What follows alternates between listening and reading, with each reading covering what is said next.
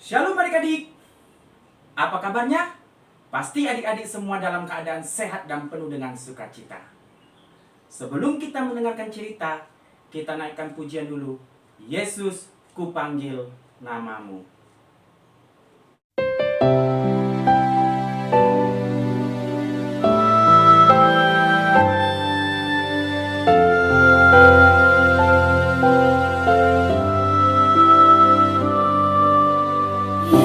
Yesus ku panggil, Yesus ku undang, masuk dalam hatiku. Yesus ku panggil, Yesus ku undang, masuk dalam hatiku.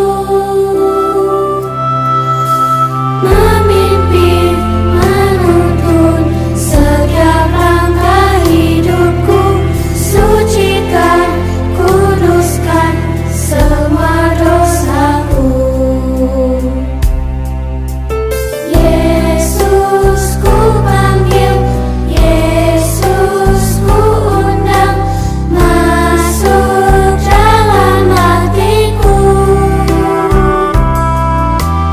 Yesus ku panggil, Yesus ku undang, masuk dalam hatiku.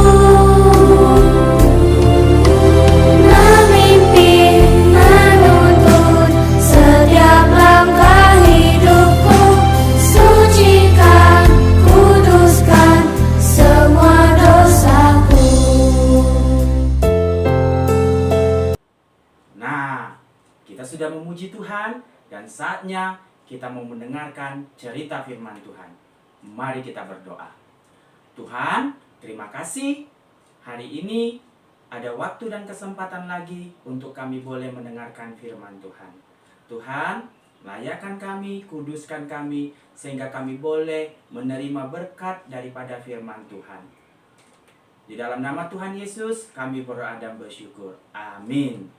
Nah, hari ini Kak Andreas ingin bercerita tentang Yesus memberi makan 5.000 orang. Coba, memberi makan 5.000 orang itu susah atau enggak?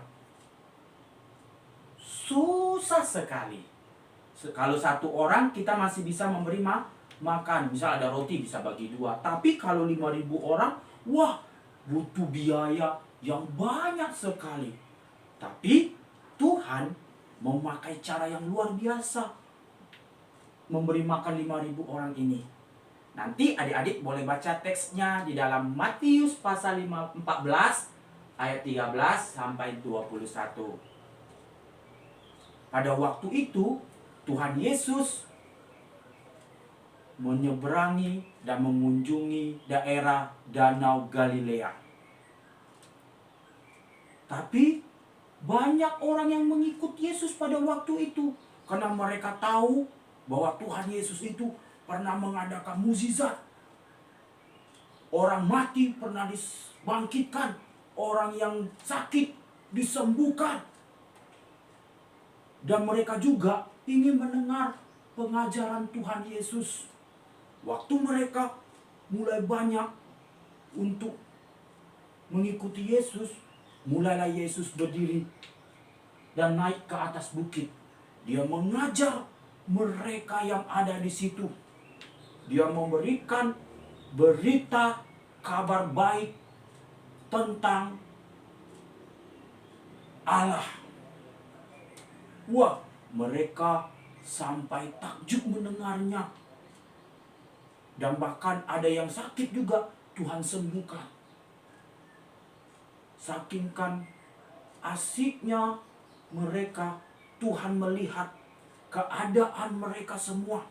Wah, pasti mereka ini sudah berhari-hari mengikuti aku. Pasti mereka ini lapar. Memang di antara murid-murid ataupun orang-orang yang mendengar berita firman Tuhan tidak meminta untuk makan. Tapi Tuhan tahu kalau mereka itu harus diberi makan. Mereka itu pasti lapar. Lalu Yesus menjumpai murid-muridnya dan berkata, berilah mereka makan. Lalu dari seorang murid Tuhan Yesus berkata, Tuhan, hari ini kan sudah mulai malam. Bagaimana mungkin kita memberi makan orang yang sebanyak ini? Lebih baik suruh mereka pulang saja. Atau mereka nanti beli makan di warung-warung. Tapi Yesus berkata, tidak, kalianlah harus yang memberi makan. Jawab Filipus, roti seharga 200 dinar tidak akan cukup Tuhan untuk memberi mereka makan. Itu pun kalau dapat, pasti dibagi kecil-kecil. Mana mungkin bisa memberi mereka kenyang dengan roti yang sedikit dibagi. Lalu di antara murid Tuhan Yesus datanglah Andreas membawa seorang anak laki-laki. Tuhan, aku membawa anak kecil di sini. Dia membawa makanan, tapi hanya 5 roti 2 ikan saja, Tuhan. Oh, kalau begitu, kalian suruhlah mereka duduk berkelompok-kelompok. Ketika mereka sudah duduk berkelompok-kelompok, Tuhan mengambil 5 roti 2 ikan dan Tuhan mengadakan ke langit. Lalu Tuhan mengucap syukur kepada Tuhan. Apa yang terjadi? 5 roti ini, 2 ikan ini menjadi begitu banyak. Lalu Tuhan menyuruh para murid, bagikanlah ini kepada mereka. Lalu para murid membagi-bagikan. Tidak ada satupun mereka yang tidak kebagian. Semua dapat bagian roti dan ikan. Lalu para murid-murid juga mengumpulkan sisanya. Tahu nggak berapa sisanya? 12 bakul. Wah, hebat nggak? Tadinya 5 roti, 2 ikan, sisanya 12 bakul. Wow, Tuhan yang kita sembah di dalam Yesus ajaib. Dia mampu melakukan mukjizat yang tidak bisa dilakukan oleh manusia manapun. Nah, dari cerita ini kita belajar bagaimana Tuhan peduli dengan kebutuhan hidup manusia.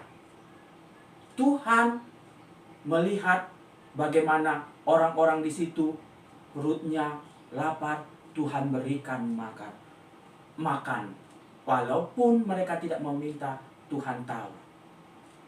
Yang kedua, kita belajar bahwa Tuhan sanggup mengadakan mukjizat. Dan juga Tuhan yang kita sembah di dalam Yesus Kristus adalah Allah yang berdaulat dan berkuasa. Oleh sebab itu adik-adik, jangan pernah adik-adik untuk tidak percaya pada Tuhan. Harus selalu, kalau adik-adik punya pergumulan, misalnya sakit, misalnya adik-adik susah untuk belajar, minta pertolongan daripada Tuhan. Maka Tuhan akan menolong adik-adik. Nah, ayat hafalannya dari Mazmur 111 ayat 4. Perbuatan-perbuatannya yang ajaib dijadikannya peringatan. Tuhan itu pengasih dan penyayang. Sekali lagi kita baca Mazmur 111 ayat 4. Perbuatan-perbuatannya yang ajaib dijadikannya peringatan. Tuhan itu pengasih dan penyayang. Bahwa Allah lah yang mengasihi kita, Allah lah yang peduli akan kehidupan kita. Dari cerita ini ada lagunya loh. Kita nyanyikan bersama-sama ya.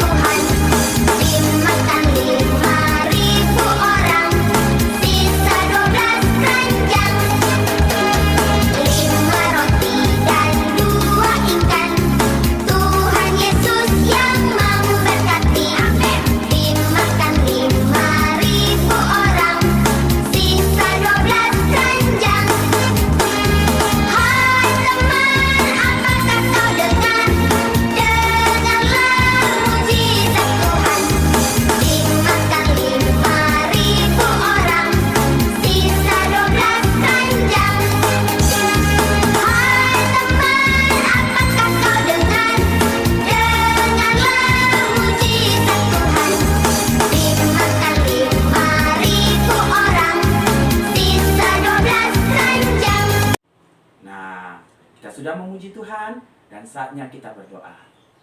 Tuhan, terima kasih hari ini kami mendengarkan cerita firman Tuhan bahwa Engkau melakukan mukjizat yang spektakuler yang tidak bisa dilakukan oleh manusia Tuhan. Kami bangga Tuhan mempunyai Engkau Tuhan di dalam kehidupan kami.